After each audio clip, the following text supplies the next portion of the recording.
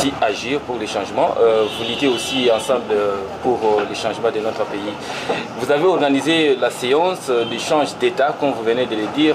Quel est vraiment le point focal que vous voulez que les choses changent ici pour l'intérêt de la population? Très bien. Échange d'État, c'est une grande rencontre mensuelle ou bimensuelle qui discute sur les grands sujets d'actualité et les grands sujets de développement du pays.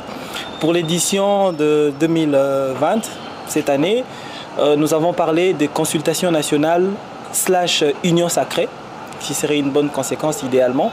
Eh bien, ce n'est pas seulement le parti Agir seul qui a pris part à cette rencontre.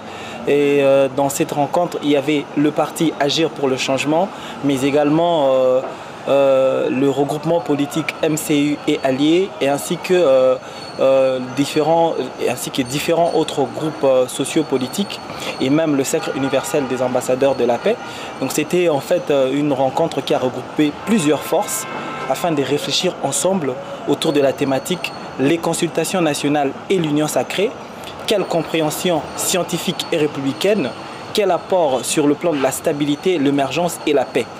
Donc nous avons développé patriotiquement et scientifiquement en profondeur sur cette thématique avec toutes les organisations présentes. Et voilà. Quelle orientation que vous pouvez conseiller au chef de l'État pour qu'il puisse agir correctement, comme vous voulez de le dire, très bien, pour l'intérêt de la population?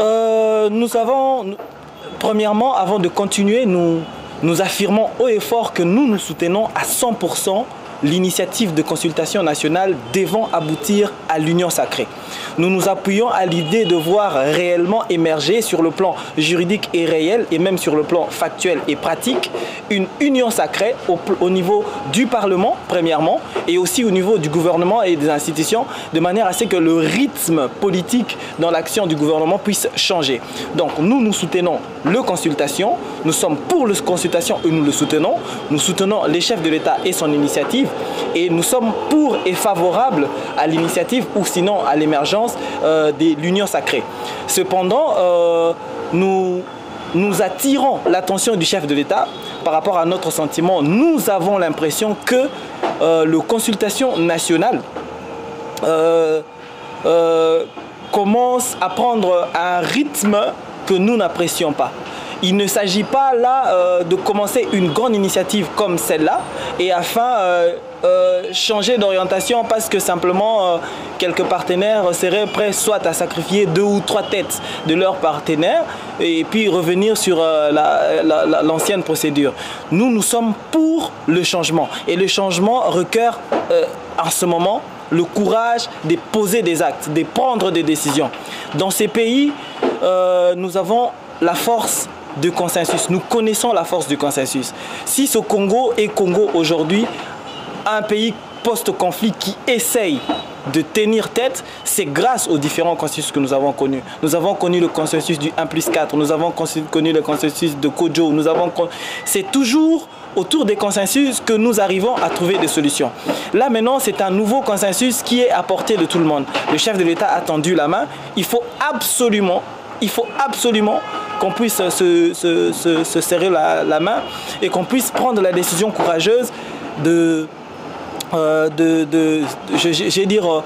déclarer les changements. Il faut que, à la fin de ces consultations, qui pour nous commencent à se faire longues, on puisse directement décider d'un informateur qui va cette fois-là définir une nouvelle majorité au Parlement de manière écrite et signée, constatée par tous, aux yeux et aux vues de tout le monde. C'est ce que nous voulons, entériné par la Cour constitutionnelle. Et cette fois-là, on aura un programme et un gouvernement qui sera vraiment voulu par le peuple, parce que le Parlement, ce ne sont que de représentants d'un peuple.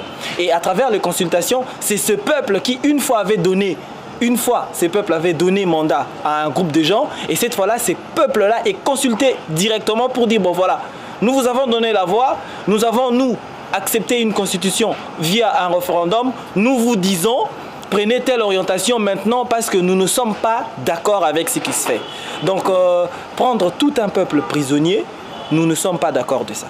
Monsieur Yannick Loukoussa, président, si aujourd'hui le président de la République arrive à se méfier de cette volonté que la population entend, quelle sera votre réaction après ces consultations? De toute façon, le président de la République n'a pas d'autre choix que d'être soutenu et reconnaître ses soutiens-là. S'il est président de la République, c'est parce que nous l'avons soutenu. Et il n'a pas d'autre choix. C'est comme dire, s'il ne veut pas de notre soutien, il ne veut plus être président. De toute façon, c'est obligatoire. Il ne peut que reconnaître ce qu'on dit. Malheureusement, ce qui se fait maintenant, c'est quoi? C'est qu'on est en train de voir un schéma en gestation qui tente à vouloir faire une négociation et entériner ces gros pièges qui ne nous apportent rien.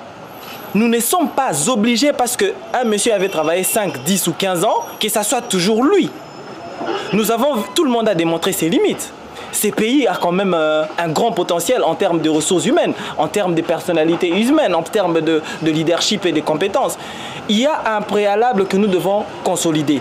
Le premier préalable, c'était le changement dans le leadership.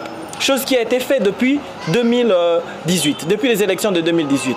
Ces changements de leadership a besoin d'être consolidés avec des réformes, avec de nouvelles procédures. Ça ne peut pas se faire avec les personnes qui ramènent les mêmes procédures d'avant. Aujourd'hui, nous avons besoin que le grande réforme puisse s'appuyer et qu'on puisse changer d'orientation. Vous avez compris? Merci beaucoup, monsieur. Je vous en prie. Monsieur